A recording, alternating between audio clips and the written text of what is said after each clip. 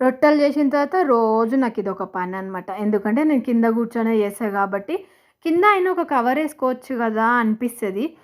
మళ్ళీ కవర్ అయినా దాన్ని కడగాలి, మళ్ళీ ఆరబెట్టుకోవాలి. దీన్నే మళ్ళీ పిండి అంతా పడ్డప్పుడు ఎత్తేసుకొని, ఊడ్చేసుకొని, తూడ్చేసుకుంటే ఇంగ బండ కూడా కొంచెం సాఫ్ అయినట్టుంటది. చేసేసుకునేటప్పుడు మళ్ళా నాకు టెన్షన్ ఏమి ఉండదు కదా అనుకుంటా. రొట్టెలైతే చేసేసినా అనమాట. నేను చెప్పినా కదా ముందు వీడియోలో గుడ్డు కూర వండినా అనేసి. నిజం చెప్తున్నా కేక వచ్చింది కూర.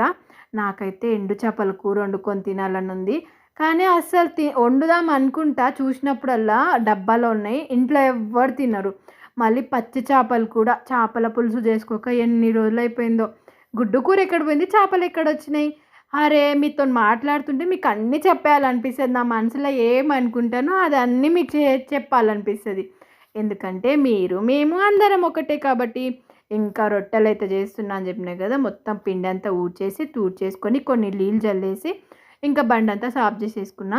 ఇంకా దెబ్బ దెబ్బ తినేసినాం అబ్బా. మీరైతే ఒక లైక్ చేయండి, సబ్స్క్రైబ్ చేసుకోవడం మర్చిపోకండి.